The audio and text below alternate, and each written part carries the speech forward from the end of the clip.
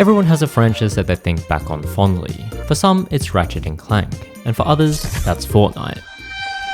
Let that sink in. For me though, that franchise was Tide the Tasmanian Tiger, a character so cool that I immediately wanted to know everything about these mysterious creatures, only to learn that the species had been extinct for a whole millennia. My first heartbreak aside, I recently learned that the franchise had expanded past the first 2 games, and with nostalgia slapping my ass, I knew this was my chance to answer a question that no one gives a fuck about.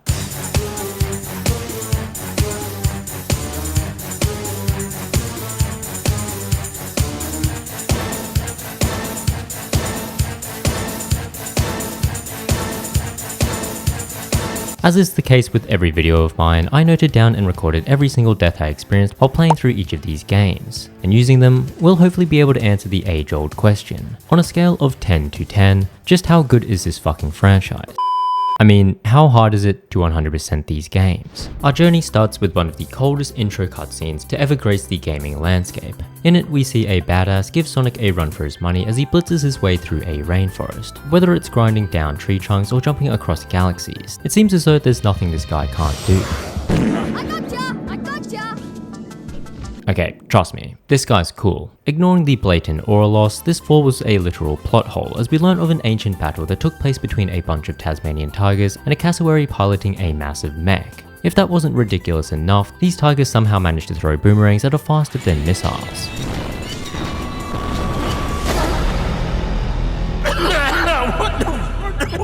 Despite getting his ass handed to him, Cass still won out in the end as he managed to place the final talisman, sucking up all the Tasmanian tigers as a result. Now, in an attempt to make sure that there was an actual game for us to play, Ty's dad makes sure to knock the 5 talismans out of their placements, causing a nuclear explosion in the process. Having siphoned the DNA of a cockroach, Cass miraculously survives the blast, making it his life mission to once again track down the talismans. Back in our time, we're rescued by Maurice, and if you hadn't caught on to the theming surrounding this game, this next bit of dialogue should leave no doubt. That's when you showed up rude! Sounds like you've got a fair dinkum adventure ahead of you, mate. Not that I'm into that sort of thing. I'd much rather be at home watching the footy. With our ears assaulted, and I say that as an Australian myself, we make our way over to Rainbow Cliffs, which acts as the hub world of this game. Before we truly get into things, I think it's best we list out what exactly is required to 100% this game. And as all peak 3D platformers did back in the day, it actually lists out how many collectibles we need to grab. These collectibles include 25 rainbow scales, 90 golden cogs, the 5 talismans of course, 45 bilbies, 2700 opals, and 72 thunder eggs. Now you may have noticed that I didn't mention the 373 picture frames, and that's because they aren't included in the 100% counter. And thank fuck for that, as they might be one of the most torturous collectibles to ever exist, but we'll get into that later. For now, we just made our way on over to Julius, a genius scientist who also happens to be a koala, one of the laziest marsupials to ever exist. In fact, the only ones that sleep more than koalas are people that watch my videos. Anyway, Julius tasks us with finding some elemental geodes, known more commonly as thunder eggs here in Australia. He wants us to collect them in the hopes that they could provide the energy needed to power his teleportation device. With that goal in mind, we step through our first portal, which whisks us straight into the tutorial stage, 2 up.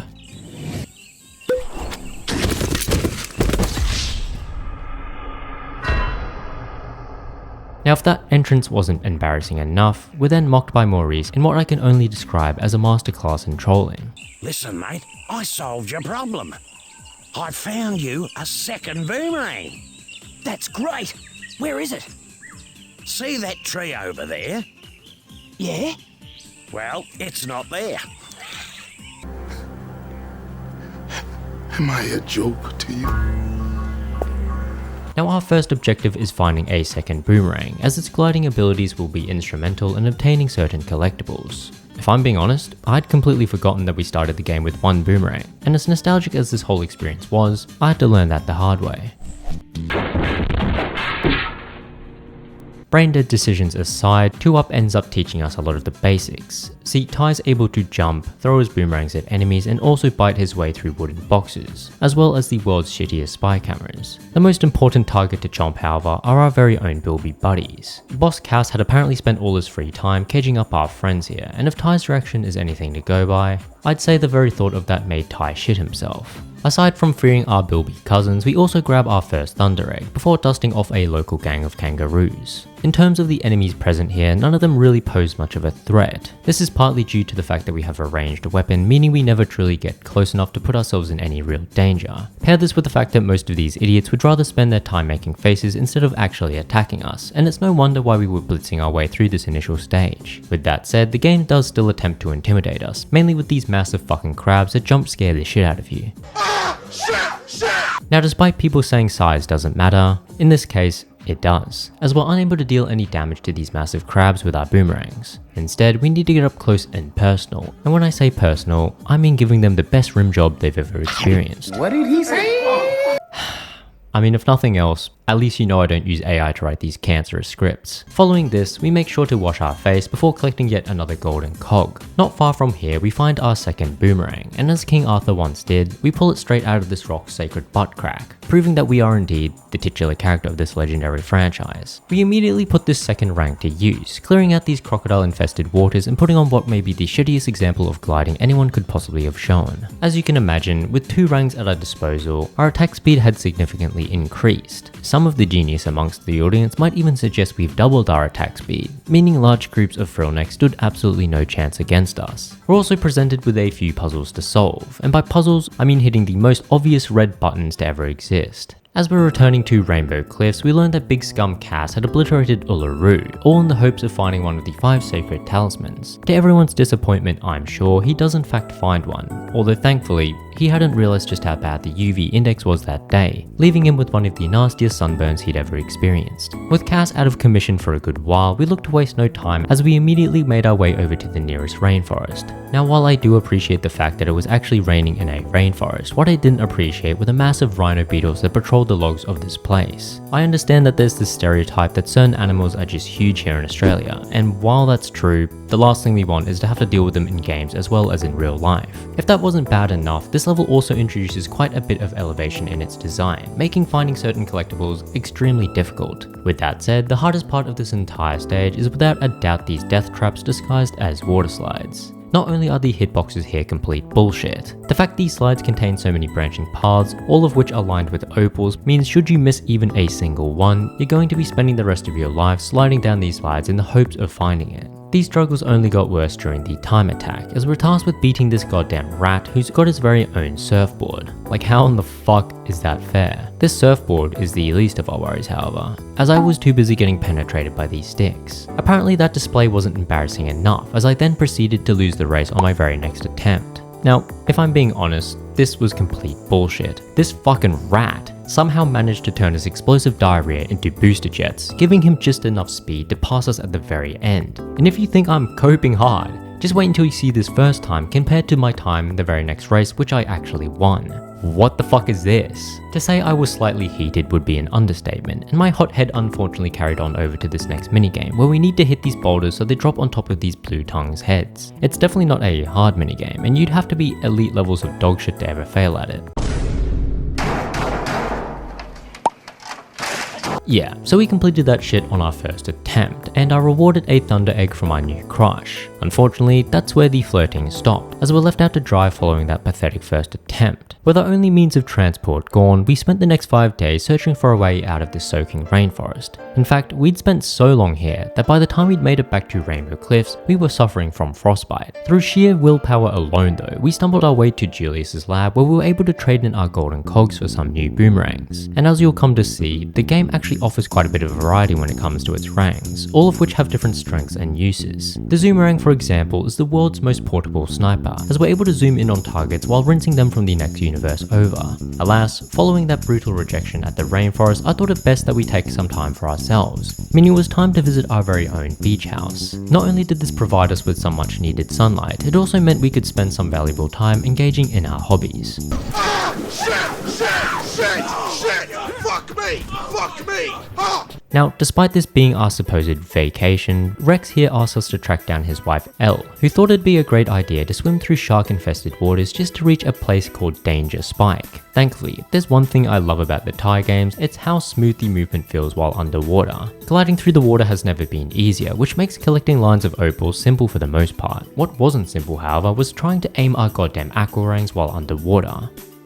What are you aiming at? Now, in the context of this level, you'd think a sea full of sharks and killer eels would provide a challenging venture, but in reality, all these dangers are mitigated by one significant design choice. See, while on land, Ty is able to take up to 4 hits before dying, which is fairly standard when compared to his 3D platformer counterparts. In the water, however, this standard health system is replaced by an oxygen pool, which slowly depletes the longer we stay underwater. What's unique here, however, is that this oxygen bar doubles up as Ty's health bar, meaning anytime we refill our oxygen, whether that's from air bubbles or by returning to the surface, it also heals all of the damage we've taken while underwater. This makes most of the underwater threats completely obsolete. In fact, the most dangerous thing down here is honestly the voice of this pink seahorse. Hey Ty, you can swim faster by tapping the jump button to gain speed. Let's go find Elle. Joking aside, the real challenge in a lot of these stages is tracking down the countless collectibles. The levels are surprisingly open-ended, with countless branching pathways that have us doing everything from knocking down nuts and using them to cross quicksand, to testing our IQ as we slip our aquarang through the world's tiniest crack, opening the door to another Thunder Egg. One thing I've yet to mention is that each area has 300 opals scattered around it. Collecting all 300 opals rewards us with a Thunder Egg, making it an essential part of 100%ing the game. With that in mind, you can imagine just how stressful it would be to collect all but one opal. As we travelled the 7 seas in search of this final opal, I also took the time to clap Rex's cheeks in his very own race, as well as free the rest of our Bilby friends. Ironically enough, the final opal was located at the very end of the level, which essentially acted as a kick to the nuts, considering I'd spent almost 30 minutes going through the rest of the level. With our dreams of having kids in the future well and truly shattered, we make our way back to Rainbow Cliffs, where Julius uses the power of the Thunder Eggs to latch onto a talisman. What wasn't immediately obvious, however, was the fact that Julius was actually a dumbass, as the moment the talisman appeared, it was dropped straight into another portal which just so happened to house the first boss of the game. Now, as far as bosses are concerned, this guy here, known simply as Bull, isn't that hard. He may look intimidating, but in reality, he's a complete dumbass as he continuously rams his head into these termite mounds. Before long, we'd left this guy with a terminal case of brain damage, which gave us the perfect opportunity to steal back the sacred talisman. Things only got better from here though, as upon our return, Julius lets us know that the fire thunder eggs that we'd been collecting actually have some excess energy, and using that energy, he's able to craft us some new elemental rangs, like the Flamerang. Now, apart from looking incredibly sexy, these new rangs are able to break ice, as well as deal increased damage to certain enemy types. Before making our way into the next level, however, we do get a brief look at our very own Stalker. Yet as concerning as that is, the more upsetting part about all of this is the fact that his boomerangs somehow look cooler than ours. With jealousy coursing through our veins, we look to take our frustrations out on some up-and-coming cricket players, ultimately ending their careers before they even began. Bridge on the River Ty is the first area we tackle at night, which is questionable considering it's the first stage to introduce not only massive roaches, but motherfucking jumping spiders. In this sense, it's a good thing that we've got these new Flamerangs, as they seem to be super effective against these colossal nightmares. Now, ignoring the fact that these swamplands are covered in your typical Australian nightmare feel, the level itself is rather linear, making it far easier to locate and collect all the necessary items. The side objectives in a similar sense aren't too bad, as we're able to guide Dennis the pussy back to his house while also humbling Ned the bully in a one-sided beatdown. The relaxing air of this level carried on over to the safari, where we rent out our very own bull, and riding him we're able to experience the true beauty of Australia. Lots of sand, red earth and rock, and some more sand, and another rock, and more. Now, as you can imagine, riding atop a massive raging bull does come with its fair share of benefits. For one, there's not a single enemy in the entire game that poses a threat to us. We're so intimidating in fact that the enemies will quite literally be frozen in fear, giving us free rein to annihilate them from up close. With such an open level of nothingness though, you can tell the developers' only choice at making things somewhat difficult was to hide boxes throughout the dry grass. And I hate to say it, but this shit actually worked, as I once again spent the next 20 minutes running around like a headless chook as I searched for that one last opal. Now, as bleak as this feeling was, it paled in comparison to the thoughts going through my head the moment I saw this next location. No, God! No, God, please, no! No! No!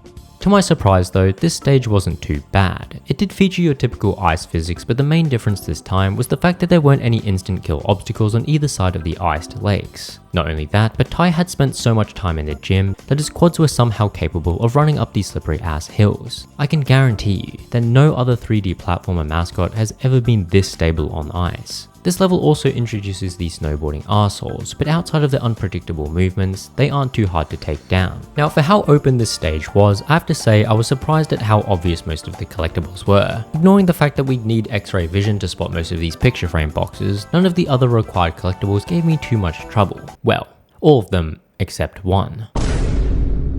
I don't know how this had happened, but spending 18 business days looking for a few opals had somehow wiggled its way into my daily routine, which wasn't really appreciated as it didn't really take me that long to realize that this was by far the shittiest part of my day. Again, it might not be mechanically challenging, but this scavenger hunt truly tested my mental fortitude as I could not for the life of me find these last 5 opals. And before you guys start dropping the brain dead allegations, there was a very good reason for this. See, the fact that there were 5 opals left meant that they were in a wooden box, as they commonly drop opals in sets of 5. That said, I had circled this goddamn snowy mountain 73 times without seeing a single box, meaning it had to be in a location that couldn't be reached simply by walking. And lo and behold, that's when I found it. Tucked away in an area that could only be reached by dropping off these sawmills from above. What a fucking joke. With copious amounts of tilt running through my veins, I was determined to channel this frustration into destroying the very next boss, only to realize that it was the very same boss that used to give me nightmares as a kid. Crikey. Now, this boss fight, while intimidating, is fairly easy as all we really need to do is distract Crikey by using the food dumpsters situated on these platforms. The moment he starts chomping on what I can only assume are the spiciest barrels of chili ever, we can dive down into the water and hit these air canisters. The only real concern was the fact that I'd shat myself the moment I saw this absolute unit, meaning the possibility of this guy gnawing on our ass while underwater only got more pronounced as time went on. Thankfully, we only needed to risk our lives a handful of times, and before long, we'd given Crikey here the worst stomachache possible. In spite of this clear display of animal cruelty, Julius figures we are worthy of yet another elemental rang, and more specifically the Frosty Rang. While we were here, I also made sure to craft the Mega Rang, which is by far one of the best rangs in the entire game, as it's able to bounce between enemies, clearing out multiple threats all at once. This rang couldn't have come at a better time, as this next stage is probably one of the toughest stages in the entire game. On our journey there, we get a quick glimpse of the terrible working conditions under boss Cass. Thinking! Now get out of my sight! Imbeciles. Determined to put an end to this miserable cassowary, we find ourselves in yet another rainforest, although this time, we've got our very own tour guide. We have got some trouble in this dusty old desert. Don't you mean rainforest? Rainforest, that's right, sure. This is great banter. Now, given the fact that he doesn't know the difference between a rainforest and a desert, it's clear that this dumbass bird was full of waffle. And that's essentially the point of this whole stage. As we make our way through it, Lenny here will tell us to do certain things. This button opens the door. And should you listen to him, your IQ immediately drops by 20. The mistake I made here though was using our new Mega Rangs. See, these fucking rangs will bounce between these 2 buttons, meaning I still hit the button that drops the platform beneath us. Brain dead plays aside, the rest of the stage also ups the difficulty, now featuring ranged enemies as well as the return of these goddamn water slides. There were also these shielded munchkin dudes, but unbeknownst to them, Ty here eats metal 3 meals a day. Our journey culminates in a showdown with our very own stalker, yet despite his creepy behavior, he's still given an insanely cool introductory cutscene. Keeping on theme, the battle to follow might just go down as one of the best fights in... oh, never mind, he's clapped. With our evil twins smoked, we were able to get back to our favourite hobby, losing to this asshole in time trials. Oh, and also dying to random debris. Despite all that, the worst part was the fact that I had once again lost track of a single opal. And for the first time ever, it wasn't because I was missing a concerning amount of brain cells. See, apparently there's a bug in relation to the number of wooden boxes that spawn on this level in particular, meaning I had to leave this stage and re-enter just to have the last one spawn. Fortunately, that's about where the bullshit stopped. Okay, originally I thought I'd hurt myself on my own ice attack, but no. The hitboxes on these obstacles are just that big, half the time you're just taking random damage without even realizing it. Pair this with annoying chase missions and the world's longest cable cart ride, and you've got one of the most frustrating stages yet. That said, there were a few tactics we can use to make the side missions here a complete breeze, and for as much shit as I gave the slower parts of the stage, the rest is rather straightforward, especially in terms of the collectibles we need to find. Unfortunately, the same can't be said for this next stage, as we once again find ourselves on the shorelines of the Great Barrier Reef. What makes this area so confusing is the sheer amount that's covered in water. Opals aren't the only things we need to worry about, as the depths also hide cogs, more cogs, and wait, is it just fucking cogs? We meet with Rex and Elle once again, but instead of tracking down one of them, this time we're tasked with helping them steal some treasure. The only problem is that this treasure is guarded by an ancient kraken, who enjoys nothing more than filling up some booty. All in all, it's a pretty simple minigame. Hit the tentacles before they can get to our platypus friends. Just make sure you're following along with them. Now, you'd expect the toughest section to take place in the water somewhere. I mean, how couldn't it, when 80% of the map is literally underwater? But what if I told you that the developers somehow managed to sneak in one of the hardest platforming segments inside a literal volcano? Now, you have to wonder what's so special about this volcano to have so many goddamn shielded blue tongues, but what I can say is that this volcano has some incredibly annoying platforming. Whether it's out of sync lava geysers or these assholes loving the fact that they can singe their ass cheek hairs by standing on top of the lava, there's no telling how much damage you'll take here. Thank God this level also contained the world's easiest treasure hunt, while the time attack was a complete joke as well. The real danger, however, took the form of the next boss fight, as we're introduced to Fluffy. Unfortunately, the size of this beast isn't just for show, as her slams are incredibly dangerous. It doesn't matter how far you think you are, the hitboxes on these fucking attacks will bend you over from light years away and destroy your anus from inside. Wait, what? That fucking hit me? How did that hit me? This is fucking bullshit. To defeat her, we need to step on these buttons, which releases some fire, and using it we're able to throw our boomerangs through it to slowly whittle down her HP. That's where the main challenge lies, however, as the moment you stop to hit these buttons or throw a boomerang, she's fisted your ass with her cold hard hands. I'd probably say that this is the only challenging boss fight in the entire game, as I was clapped 2 times during the fight. That said, we did manage to defeat her, only to get immediately humbled by her athletic ability. Back at Rainbow Cliffs, we get a nasty zap as we place our newly collected talisman, which is kind of ironic as moments later we unlock the Zappy ranks. We'll be needing these bad boys to enter the final stage, but before that, I made sure to collect the last few remaining rainbow scales scattered around this area. This often meant switching between our elemental ranks, as certain scales could only be reached using certain ranks. Others were past world champions of hide and seek apparently, because how in the fuck are you supposed to find this guy? Thankfully, our idiotic players hadn't made their way back to Cass's past, as they were too busy engaging in your stereotypical anime dialogue. I tried, but, he's stronger than I thought. Concerningly though, it seems as though Boss Cass had constructed an improved mecha, with his master plan being to steal the talismans for us at the very last minute. The joke's on him though, because we're not going anywhere near his base of operations. 2 seconds later. No one has ever come back from this inhospitable place. Definitely not what you want to hear at the beginning of a new stage, yet despite these warnings, this mission isn't as hopeless as you might expect. See, before entering this final stage, I had exchanged our final golden cogs to receive the Chromarang, but more importantly the Kaboomerang. I know it sounds goofy, but when it's able to do this, who's really the one laughing? Throughout this platforming sequence disguised as a gauntlet, we meet back up with Shazza, who somehow pickpocketed another talisman out of a Frillneck's butt cheeks. Before we're given a chance to celebrate, however, we're intercepted by an extremely mid Batwoman. Brother, what's that? I mean, when you got to compete with this, like... Anyway, this dumbass bat tries her best to fly off with our beautiful, gorgeous talisman, but for whatever reason doesn't realize she's landing on top of a geyser each and every time. With her wings obliterated, we carry on where we come face to face with Sly once again. This time though, he's not even given a chance, as we absolutely outclass him in the world's shortest cutscene.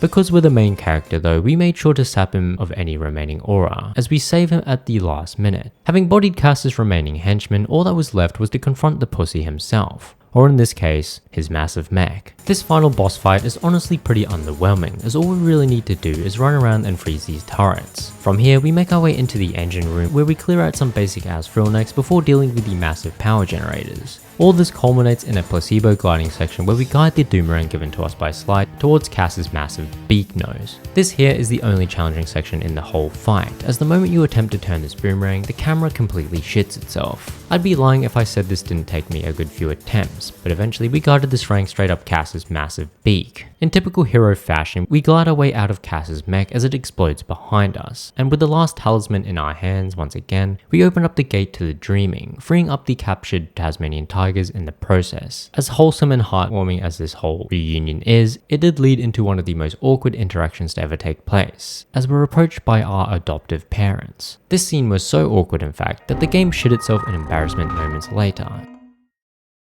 And just like that, we've 100%ed the first tie game. Now, if you've played these games before, then you know they aren't the most challenging games to complete, let alone 100%. Honestly, it's kind of baffling how I even died 9 times, but I do aim to impress when it comes to how dogshit I am. To no one's surprise, I'm sure, this franchise followed in the footsteps of every other 2000s platformer, in the sense that the developers took the blueprint from the first game and wiped their fucking ass with it when it came to developing this sequel. Sure, the core gameplay loop is similar, but as we'll see, the core structure has been shifted significantly. I guess the real question is whether or not this made the game harder. The game starts off once again in Australia, where we seem to be testing the shock absorbance on the latest Tesla. With Shaz's driving pulling us closer and closer to death's door, we made sure to depart the vehicle the moment we hit the next road. As if things couldn't get any worse, the road we'd stopped on had also become the war zone for the remaining Frillnecks who were doing everything in their power to free Boss Cass from prison. Now, the first thing you may notice is that these Frillnecks shit out a ton of opals the moment they're defeated, and that's because opals act as a form of currency in Tier 2. The Frillnecks themselves are still weak as shit, as they still get their ass clapped by a single boomerang throw, although this time they're joined by some rather beefed up goannas. These guys take a few more hits to take down, but the fact that it takes them 42 business days to fire a single shot out of their cannon means they're not exactly life-threatening.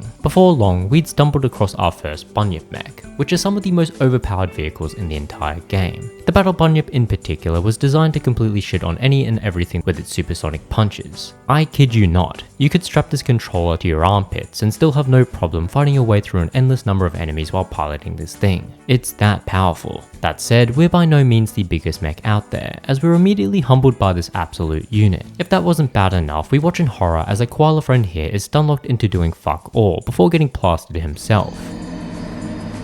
Vowing to take revenge, we smash our way through an architect's worst nightmare before manning the turret ourselves. Our goal was simple: eradicate any mech that makes us insecure about our height. The only problem with this goal was the fact that there were also countless hunks vying for our position, and not only that, they'd somehow detached their foreheads, which then acted as separate bombers as they all converged on our location. Thankfully, my aim has been compared to that of an aimbot, so we had no problems destroying the countless mechs and bombers. Stop the cow.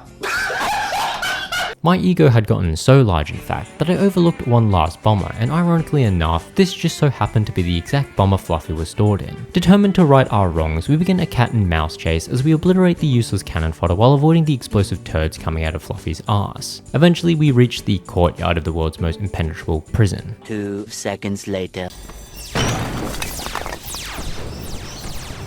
So that was a fucking lie. With Cass free and the world once again in danger, there was no better time than now to flex our god complex, as we made sure the local residents knew who the main character truly was. With the grand opening of Barramudgee behind us, it was time to set things straight. This here is the hub world of Tier 2, and with it comes a lot of similarities to its predecessor. For one, there are countless collectibles hidden throughout the area, which include things like bilbies, jam-filled donuts, and picture frames, which unfortunately we'll have to collect this time around. On top of that, we'll need to find 25 hidden spies, 10 loft steves, 50 cogs, buy all 19 boomerangs, win first place in all 7 races, and complete all 44 missions. To start, we made our way back over to Barramudgee Town, where we paid our parents a quick visit at their struggling boomerang store. They inform us that they're essentially screwed and the business is going under at record pace. As disheartening as this was, they only had themselves to blame. After all, if they had been using Odoo's project application, all of this could have been avoided. See, Odoo makes managing even the most complex projects a complete breeze. And under their one app free for life offer, you could start managing your projects for free with unlimited hosting and support.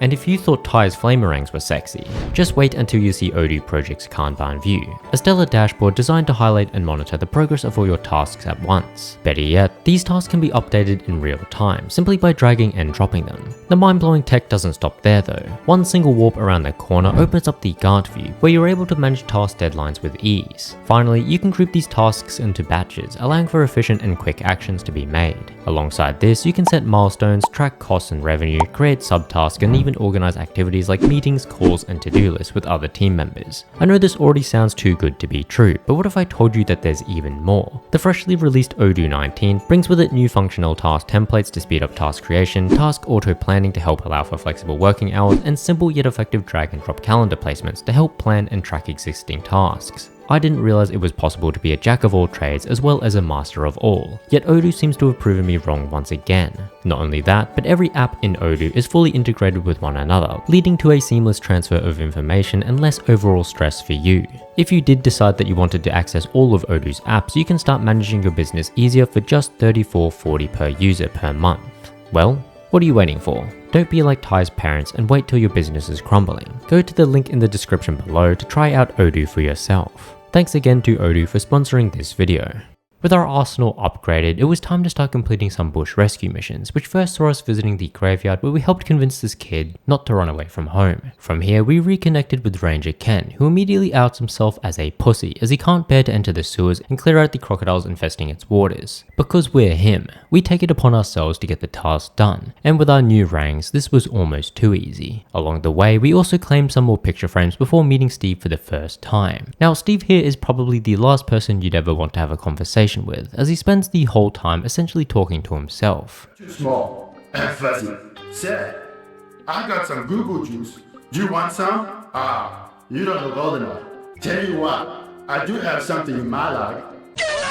By this point, we'd farmed enough opals to buy the Smasherang, which is one of the best investments you can make early on, as we're now able to break these vibranium chests for even more opals. Before venturing out into the big bad world though, I made sure to rescue all the dumbass bilbies that had somehow found themselves in the most bizarre locations possible. It's here where the game truly opens up though, as we venture forth into the southern rivers. The missions we need to complete are presented as coloured stars, with each one taking place in a different stage, and the only way to reach these stages is to hold on for dear life as Shazza tries her best to kill us. Joking aside, one of the biggest changes to Tie 2 is the variety of missions available. From knocking down a cast of ninjas to delivering a ton of TNT using a helicopter, there's no shortage of whack missions that we're required to complete. Along the way, there are also numerous races for us to compete in, and for it to count towards our 100% goal, we'll have to place first in each of them. One thing I've always enjoyed about Tie 2 was just how responsive these racing segments were. Turning doesn't automatically send you rearing off the nearest cliff, and while the power-ups are complete bullshit at times,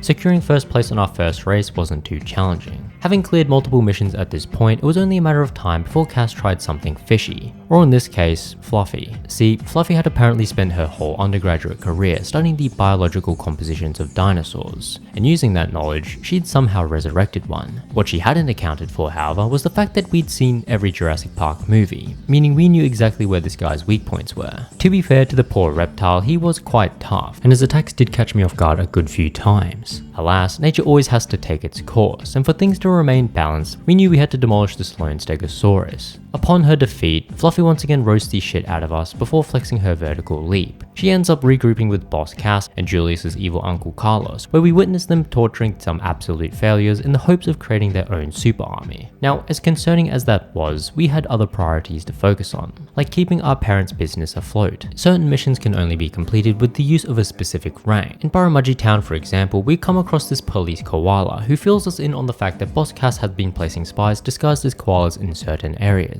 The only way to identify these spies, however, is to use the info rank, although if I'm being honest, none of these spies were very competent. Having spent a few more minutes farming opals in Barramudgee Town, it was finally time to get back on the road, where I completed another helicopter mission, followed by another helicopter mission, followed by another fucking helicopter mission. Along the way, we participated in a high ropes course, bought our first bunyip key, and failed our first race, which unfortunately counts as our first death. This track here was the first one to introduce sharp turns and narrow roads, making it far more challenging to get around the course without ramming into the walls. As you can probably tell, I was lacking quite a few brain cells at this point, as I hadn't attempted to drift even once. While we were at Wobbegong Bay, I made sure to collect as many items as we could. This included things like jam-filled donuts, cogs, and of course my favorite, talking to Steve. My fuzzy orange friend returns. I think I'm all out of Google juice. Not good. The brain damage suffered from that last conversation was so powerful in fact that it clouded our ability to see underwater. Nah, fuck off. We're the sharks. I'm in danger! This may have been the worst point to start losing our senses though, as we're made aware of Cass's troops attacking the oil rig not too far from here. This mission introduces the Thermo Extreme Bunyip, the only one capable of handling extreme temperatures. In the midst of massive reptile fuckers, huge firewalls, and the countless platforming puzzles, the most concerning part of this whole mission was the fact that this bunyip sounded like a clogged toilet every time it needed to refill its water supplies. Rank statements aside, we do eventually catch up to Fluffy, who once again dodges having a fight with us, instead placing all of the pressure on Buster, a monstrosity built out of nanobots. Like most of the bosses in these games, Blaster here isn't too tough. Outside of the usual scuffed hitboxes, the terrain in this area was our biggest hater. Yet even so, his obvious weak spot and incredibly small moveset makes defeating him a breeze. Now, despite defeating these bosses, we'd failed at the most important task, stopping Fluffy from collecting the necessary pieces for boss Cass, and this time, it had cost us dearly.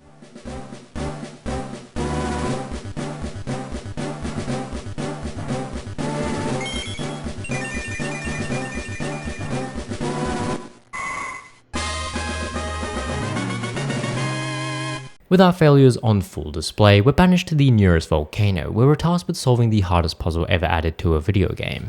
So if I jump on this, then I'm completely fucked. Yeah, nice. What the fuck am I doing, man? Okay, maybe I'm just brain dead. This puzzle really wasn't that hard, but that didn't stop me spending over 30 minutes trying to figure it out. If that wasn't bad enough, it was also in this very volcano where I first learnt about environmental damage. As embarrassing as this venture was, we couldn't spend the rest of our lives here, and after another chat with Steve, we got back to doing what we do best, getting our ass handed to us by some fucking ninjas. In an attempt to regather ourselves, we made a trip to Rave Town.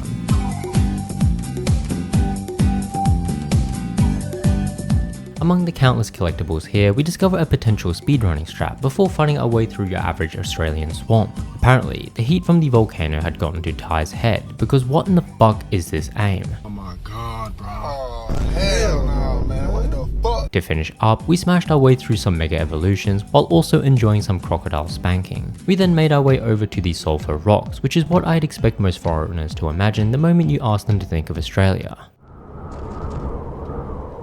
Well, this sucks. Now, as plain as this area looks at first, it actually has quite a large variety of activities, from carrying massive boulders in the lifter bunyip to being shit at platforming in yet another lava section. The biggest challenge, however, comes at the end of the area, where we meet with the worst wig wearer in the animal kingdom. What the hell is even that? She introduces us to the Warrior's Path, a long and difficult gauntlet that young soldiers must take to become real warriors. Unfortunately, one of Ty's most toxic traits is thinking he could get through this gauntlet without dying a single time. Yet despite this misguided confidence, things started off quite well. We clear the first room of spiders without moving an inch, annihilate the remaining gecko population, and perfectly platform our way across these countless molten platforms. Things were going so well in fact that we almost threw it all away at the very end.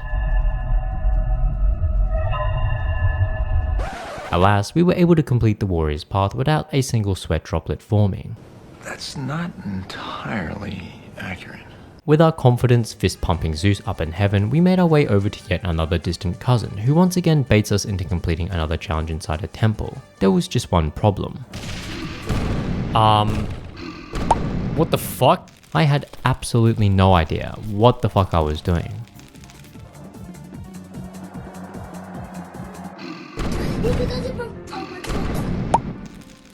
So essentially we need to grind our way down these rails, making sure to dodge obstacles and more importantly, stay out of the path of this massive beetle. Even if we ignore the 2 insta-deaths I experienced, the task itself is no simple feat, as the obstacles only become more frequent the further on we get. The pressure of not hitting these obstacles, combined with the ever-growing pressure of a massive beetle working its way towards your arse hairs, makes for a rather tense segment and one of the toughest in the entire game. Having camped Death's Door for far too long, I decided to chill out and complete a few tamer missions, like platforming through the world's most dangerous crater and putting out mass bushfires. One thing I have failed to mention is the fact that we had already bought our second health upgrade back in Barramudgee Town, which if I'm being honest, completely eliminates the kill potential for most of the enemies and obstacles in this game, as it raises our total hits up to 8. As we completed more missions and unlocked more of the map, we eventually stumbled across the Weasley's house, although it appears as though it had been raided and claimed by Sly. high. Not that we cared of course, because he offers some of the best ranks in the entire game. The ranks offered here are far more expensive, but they're also significantly stronger, being able to take out the larger Uber variant of many enemies. Not only that, but we'll need to purchase them all to reach 100% anyway.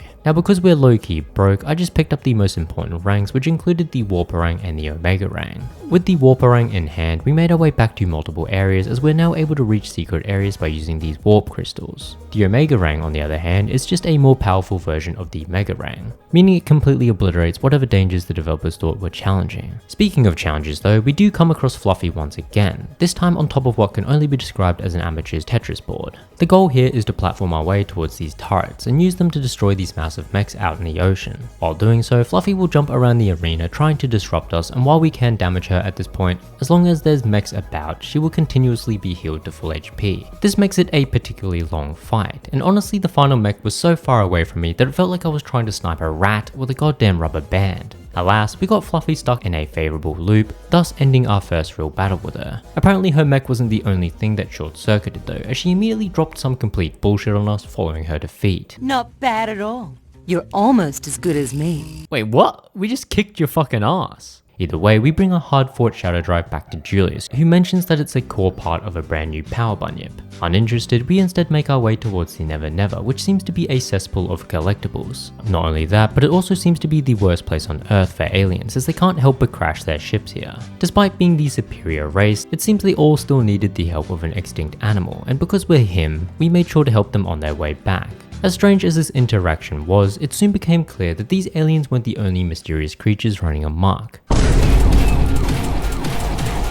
As an extinct species ourselves, I felt it only right that we remained the only extinct animal, meaning we spent the next 5 minutes obliterating every dinosaur in the area. With the fodder cleared out, this gave us all the space in the world to grab the rest of the collectibles situated here. Now by this point, all we really had left to do was to go back through most of the areas and grab all the collectibles that we missed. This saw us finding the final Bilby, grabbing the final jelly-filled donut, and ultimately losing our sense of hearing after listening to Steve for the final time. Something they had to do something to. And I had another thing that someone else had to do stuff with. They sure were wild times. What? We smoked all the competition in our final race and finished up by stealing the last of the picture frames. Apart from saving the world, the only other objective we had left to complete was to buy every boomerang from Sly's shack. The only problem was that we'd have to sell our whole ass limb to afford it. Like what the fuck, aren't we supposed to be allies? What the fuck is this guy pulverizing us back into poverty? Having been humbled by the very guy whose life we saved, we carry our broke ass back to Barramudgee town, where we meet back up with their crew. Unbeknownst to the rest of the crew though, it seems as though Sly still had some traitorous blood in him, as we're promptly raided by some uber frillnecks. Luckily for us, we're far too strong at this point in the game for these things to be threatening, and after a few Omni-rank throws, we were all set to stealth bomb Cass's headquarters. And if you think I meant literal bombs, think again.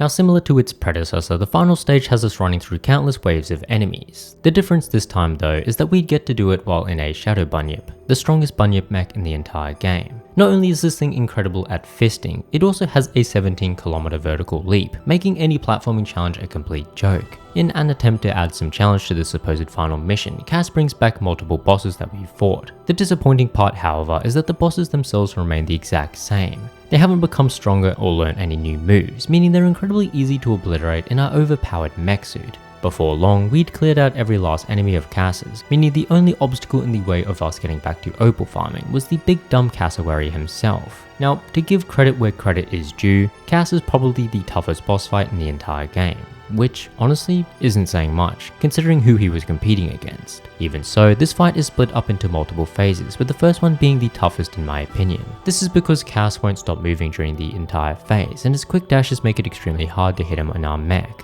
especially when we're trying to avoid a goddamn cyclone of nanobots. Now, as sad as it is to say, but beating his ass out of the air essentially wins us the entire fight, as the following phases are all incredibly easy. The second phase we just need to jump over his slam attacks, and the third phase sees us waiting out his lava attacks before slogging him with a mean right hook. There is technically one final phase where he runs around the arena like a pussy, but let's be honest, If you somehow manage to fail at this point, then you might have to consider retiring from video game playing as a whole. With Cass's cries of defeat echoing throughout the arena, we've once again saved Australia and are rewarded with a Thunder Egg badge as a result. Before the credits, we catch one final glimpse of Cass, who seems to have found himself in prison once again. At least he's not alone this time though.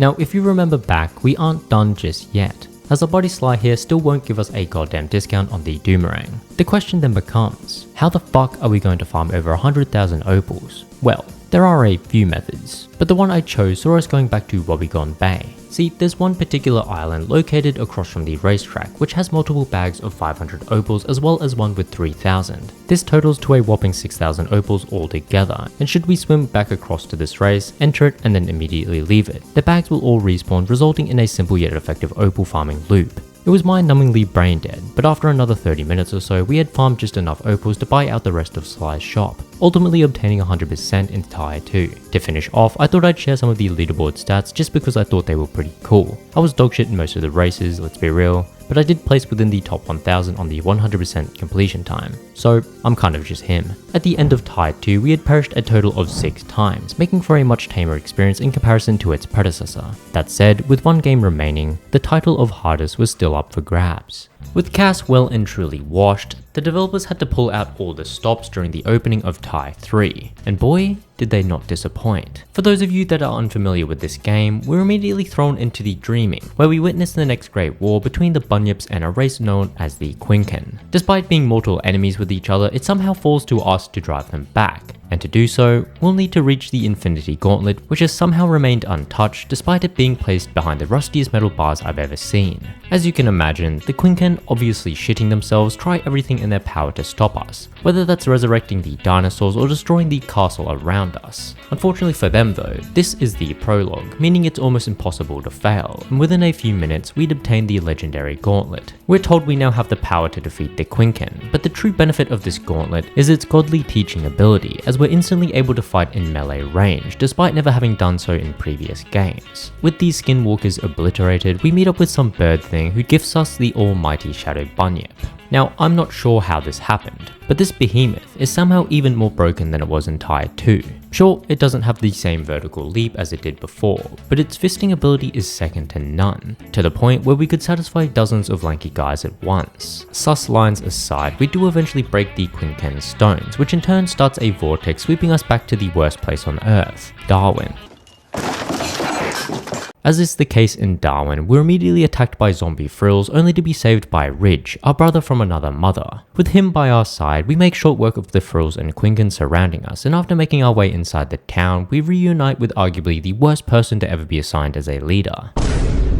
No! God! Not only that, but any sense of angst is immediately cleared up as we reunite with both Shazza and Sly. Now, I always thought it'd make for a more emotional and touching reunion if we had just met them later on into the game, almost like we're doing missions and we, save them. But then again, who am I to judge the developers' decisions? Either way, we learned that Bush Rescue got absolutely clapped by the Quinken in the time we were away, and that most of our main members had separated from the group following Dennis's inability to stop farting. As nasty as they were, however, one thing became clear. If we would have any chance of stopping the Quinken, we'd need to restore Bush Rescue back to its full potential. Only then would the plot progress, allowing us to do everything ourselves in the end anyway. With our goals set, it was time to explore our new hub zone, which featured the usual Rang store as well as a new Bunyip upgrade van run by Shaz's sister. Similar to Tier 2, we'll need to buy out every Bunyip weapon as well as every rank if we're to 100% Tier 3. And alongside this, we'll also need to find all 40 Bunyips, complete all 29 missions, collect every picture frame, jelly-filled donut, and pink berry thing, as well as listen to old mate Steve's waffle another 6 times. Only then can we claim to have 100%ed this game. The first thing we did was visit our parents' Boomerang store, and that's not because we missed them or anything. We just need to 100% this game. While on the topic of rangs though, Tier 3 switches up how they work. See, instead of having a whole variety of rangs, each with their own strengths or elemental powers, Tier 3 introduces elemental stones, which can then be placed into ranks to give them different abilities. The boomerangs themselves just come with a different number of slots per se, with the more expensive ones having additional slots. You can buy these stones, but as we'll come to see, most most of them we'll be able to obtain by completing missions or through certain platforming challenges. Either way, with our newly acquired Flame and Frost ranks, it was about time we hunted down these pathetic excuses for a rescue team. Our first port of call took us to yet another racing track where we learned that Maurice had bet his life savings on some rat to win. Having been overcome with an uncontrollable urge to ruin his life, we make sure to quite literally obliterate everyone else in this race, ultimately leading Maurice to rejoin Bush Rescue as a means of earning an income once again. From here, we clear out the local wildlife before stumbling across Steve once again. I left it in my Goobo juice box. Do you know where I put my Goobo juice box? Listening to him still feels like taking a drill to the skull, but at least we're rewarded with an elemental stone for our troubles. With Maurice back, we turned our focus to Julius, who had been captured by his evil uncle Carlos. In order to free him, we need to complete Carlos's battle arena, yet as intimidating as that sounds, the fact we get to do it in the Shadow Bunyip completely kills any sense of challenge. With his army of captured Quinken defeated, Carlos had no choice but to free Julius, although he vowed to stop us the next time around. This meant there was only one member left to recruit, and funnily enough, Duke, despite being the world's greatest pilot, had somehow managed to crash face first into the ground. Not only that, but he'd done so in arguably the most dangerous area possible, as we're forced to fight our way through Quinken, countless spiders, and even a few uber frillnecks. Thankfully, it appears as though our training arc in the Dreaming paid off, as we're able to defeat uber variants of enemies without needing upgraded ranks. Eventually, we came across the crash site, and as shocking as this scene was, the most upsetting feeling came from witnessing Duke laying on his side. Help me! Help me!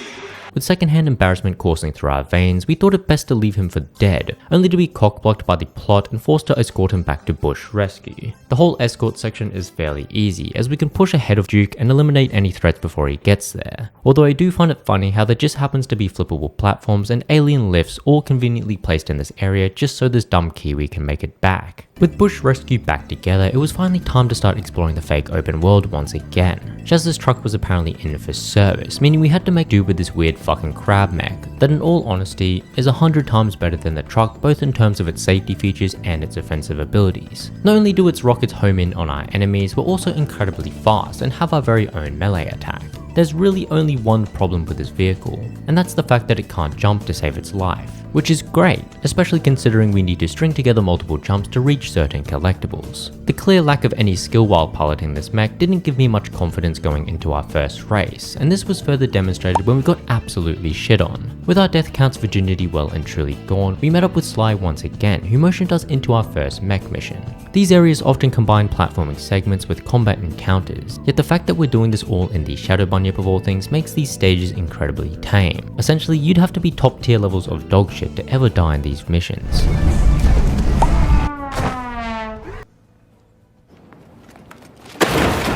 The real danger though, outside of my lackluster skill, happened to be this tentacled motherfucker, and despite him having an extremely obvious weak point, the fact he could spawn in his own yes men made for a somewhat challenging encounter. Following its defeat though, we were immediately glazed by the gang for our piloting performances, and because of that, we were immediately shoved into the cockpit of a fighter jet by Duke. Out of every vehicle we've been placed in so far, this fighter jet is by far the strongest. Not only does it have some relatively strong base cannons, but the constant health refills and upgraded weapons makes most of the flying missions a complete joke. Having mastered every vehicle on the planet, we soon find ourselves in some sacred room, which I could only imagine means that we're about to meet someone important. Okay, we are cooked.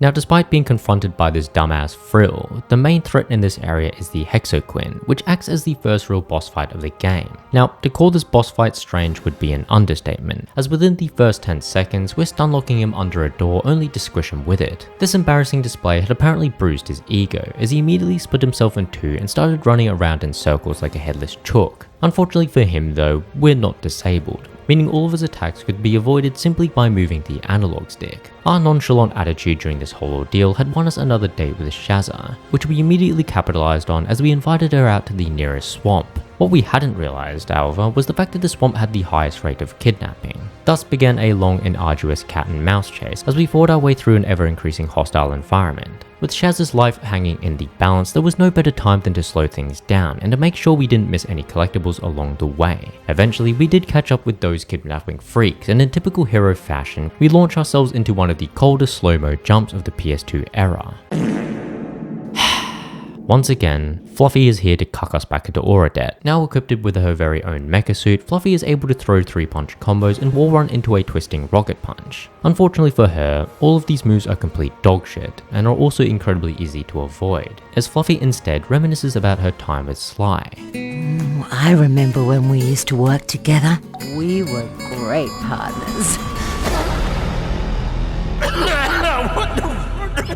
With the Quinken's dominion growing, we looked to strike up a partnership with Fluffy and boss Cass, and following a visit to the latter's HQ, it was up to us to prove to Cass that we did indeed have his back. This essentially signifies the second act of the game, as it opens up the second area of the Southern Rivers. While the outback section of the Southern Rivers were tame and carefree, this swamp area couldn't be more deadly, as it's filled with cancerous obstacles like these massive fucking plants and lasers. You can't even fucking swim around underwater without getting fucked from every side without even knowing what's hitting you. Thankfully, the missions Cass asked us to do weren't too challenging, as they mainly saw us fighting our way through countless waves of enemies. Because we were able to essentially supercharge our ranks now, none of these frill-neck idiots stood a chance against us. What did prove somewhat challenging, however, was our very next race.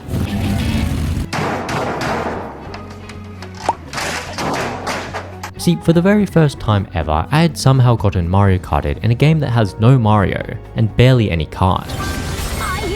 Oh my fucking god, what the fuck? Oh, for fuck's sake, man. Now, as embarrassing as this was, a death's a death, which didn't fill me with too much confidence as we found ourselves in yet another racing dilemma not long after. This race though, if you could even call it that, worked a bit differently. See, instead of racing the other competitors, the goal of this mission was to make sure none of these suckers would ever be able to drive their vehicle ever again. Whether that meant freezing the shit out of them or short-circuiting their life expectancy, all that really mattered was to make sure we ended up as the last man standing. 2 seconds later. We were not the last man standing. Not only that, but this mission comes with a time limit attached, meaning should you roll dogshit power-ups over and over again, there's a very good chance you'll just run out of time and fail regardless. Pair this with CPUs that can't drive and the occasional bullshit interaction, and you've got the first mission to really cause me some problems in this game. Having cleared what I assumed would be the toughest segment in the entire game, we made our way back over to Kakaboom Island, where we're joined by Dennis as we single-handedly contribute to the pollution of the nearby reefs. Our exploitive combat style was so disruptive in fact that we woke up the ancient hermit crab who was said to have guarded this island's reefs for over a millennia. This tale couldn't be further from the truth though, as all this green failure does is sit around and get his eyes abused by our rangs. With yet another disappointing boss behind us, we watch in horror as Dennis looks to end it all. Following the shortest mourning period known to man, we make our way back to Carlos's new battle arena, where we catch him talking to a girl who looks suspiciously young for his age. In an attempt to silence us for good, Carlos throws us into the most lethal battle arena yet, although again, he forgets we have a brain, and using it we're able to bait even the strongest Quinken to their eventual deaths. Carlos being placed on the FBI watch list meant that it freed up some of our time, which we spent helping the locals as we cleared out the Quinken monsters infesting the winter woods. Alongside this, we made sure to collect any collectibles we'd missed in Southern Rivers before making our way over to Duke, who'd made quite the remarkable discovery. Apparently, this was the last of the dragons, which made our goal clear as day: annihilate it from existence. Now, despite its imposing nature and size, completing our goal wasn't nearly as hard as you'd expect. The Dragon Queen will constantly fly around this metropolis, constantly looking for a way out of what he knows is his eventual defeat. Unfortunately for him though, for us to proceed further into the game, he'd have to take countless bombs to the forehead. In saying that, he did get in one final silhouette flex before flying back off to his den. Defeating the ancient dragon had apparently imbued our entire bush rescue team with the knowledge required to track down a so-called Quinken expert. The only problem was that this expert had gone missing and no one had seen him since he'd used his own skid marks to graffiti over our headquarters. With no other leads to work off, we travelled over to Gubu Gully, which almost instantly killed any mystery or suspense surrounding who this mysterious character could be. The area itself is rather straightforward, and with the help of Shazza and Fluffy, we had no problems clearing our way through this dense forest. One thing led to another and we soon found ourselves in this random fucking turret shooting zappy lasers at these random fish heads. Despite feeling as high as a kite, defending this area does bring the expert out of the woodworks, and you'll never guess who it was. Steve has been alive for over 1 million years, meaning he was around during the first Quincan invasion, and despite his inability to formulate coherent sentences, he was able to banish the Quincan using a combination of shadow stones and his gubu berries. For once, it seemed as though our conversation with this idiot was worthwhile, although that thought wouldn't last long, as he couldn't even remember where the fuck he left the shadow stones. Having realized that our only lead had the IQ of a turd-flavored lollipop, we engage in some soul-searching which takes us to the mystical mountains of Basin Boom. Along the way, we reunite with Fluffy, who admits she'd come here to do hard drugs due to how secluded this volcano was. Hearing that was shocking in its own right, but there was something even more interesting about this comment. See, Steve had mentioned that he left the shadow stones in a hot area, and what could possibly be hotter than a badass dinosaur in a skin-tight purple suit? Than a volcano. With a new sense of purpose coursing through us, we skillfully platformed our way through the volcano, only to die in what may be the most brain-dead way possible. You're a donut! You're so stupid! Dying has never stopped us though, and next thing you know, we're fighting off against the latest hentai reject, whose only attack seems to be throwing a tantrum of rocks towards us. This mini-boss was so easy in fact, that it made the ensuing gangbang from these frogs all the more mortifying. Oh my, did I seriously just get fucking railed by a bunch of frogs? Following yet another showdown with these tentacled motherfuckers, we once again do everything in our power to aura farm the shit out of these cutscenes. Oh, look at the class, look at the moves! Only for it to all be in vain anyway. Having found and lost these shadow stones within the span of 10 seconds, we were rightfully banned from having any involvement in recollecting them, meaning we had to spend the next few hours obtaining the rest of the other collectibles. This saw us talking to Steve for the final time, buying the final few bunyip upgrades and collecting all the gubu berries. Our newly acquired bunyip upgrades made short work of Carlos's final battle arena, and this final race, while tricky, didn't pose much of a challenge either. It was around this point where we were notified by the rest of our team that they'd somehow managed to recover all of these shadow stones, and with them in our possession once again, all that was left was to confront the Queen King himself. This was easier said than done, however, as immediately following our departure, the stealth bomber piloted by the rest of our crew implodes, killing them all instantly. As heartbreaking as this was, we had a mission to complete, and with the wills of our friends locked away deep in our heart, we spent the next 10 minutes slowly blasting our way through this absolute snooze fest of an intermission segment. The road leading to the Queen King is stacked with countless Quincan, all of which are out for blood. Unfortunately for them, however, there's no real need for us to engage in petty combat, meaning we can simply jump past the majority of them, ultimately ending up at the Queen King's lair in record time. Now to my surprise, this fucking boss was actually pretty tough. Not only did he block and counter 95% of my attacks, the few times I did hit him might as well have healed him with the amount of damage we were doing. This is not okay. 10 minutes into this fight, and the Queen King had essentially made us his bitch, as he was just having our way with us as we died over and over again. It hadn't even clicked in my tiny brain that I wasn't even using the right ranks, for God's sake. We had just spent the last few hours hunting down the shadow stones to create the shadow chassis, and I hadn't even been using them the entire time. Holy fuck, I am retarded. The moment I did, however, that's when things changed.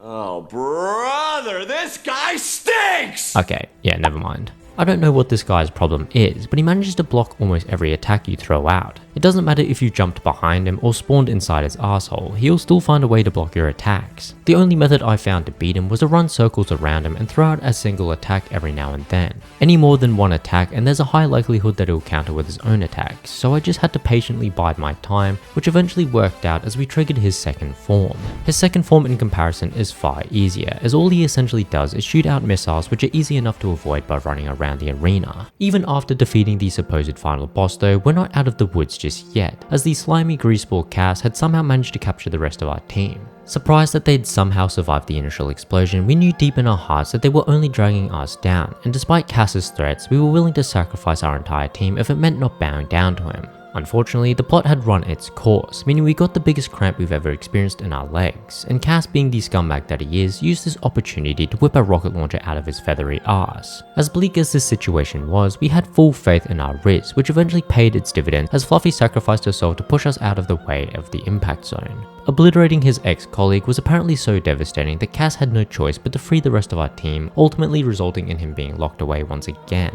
The game finishes with a statue erected in Fluffy's honor, leaving us with quite the bittersweet ending despite having saved the world yet again. Luckily for us though, we didn't have to spend too much time mourning, as we still had a few things to collect for 100%. First things first, we made our way back to Cass's HQ, where we bought up the final few boomerangs. From here, we found the last bilby and also spent a good while roaming the swamplands, all in the hopes of finding the last few picture frames. It's just a shame that the developers made them so cancerous to find. Honestly, I'd go as far as to say that this last picture frame was probably the toughest part of 100%ing this game. I mean, I spent over 30 minutes trying to find this last picture frame. This thing was so rare in fact, that the literal guide I was following didn't even include it, meaning I had absolutely no idea where the fuck it was. Our only hope, really, was to buy the priceless art map from this pirate bird thing, although we were still incredibly poor, having just bought out the rest of the ranks. This meant I once again had to do some opal farming. In the meantime, we tackled one last side mission, and after thawing the cart in our final mission, we once again made our way over to the opal deeps to buy this last goddamn map. Having done all of that, guess where the last picture frame was? It was in a fucking bush right outside where this goddamn shop is. Talk about anticlimactic. But then again, it wouldn't be one of my videos if people weren't left feeling disappointed. Regardless, that last picture frame took us to 100% completion, and this time, I was able to place within the top 300 in terms of the time taken.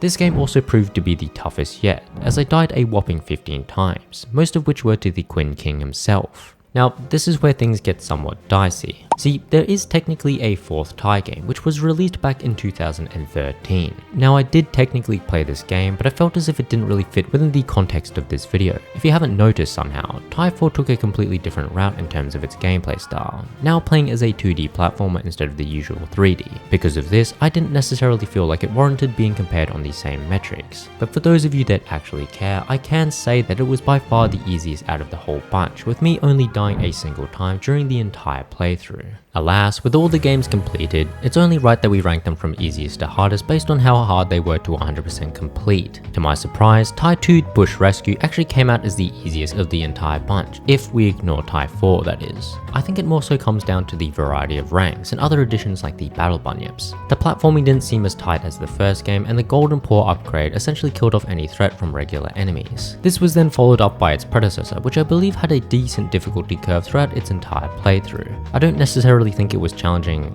at all, and I do think it could benefit from being slightly harder, but it does have a few tricky sections that keep things interesting. This then means that the hardest Tie game to 100% complete is Tie 3, which features a whole new enemy types and a decently challenging final boss fight. At the end of the day though, none of this really matters. What I will say though is that this rather niche franchise is up there with the best when it comes to childhood nostalgic fun, and it was an absolute blast revisiting it all. I hope you guys enjoyed the ride, and I'll be seeing you all in the next one.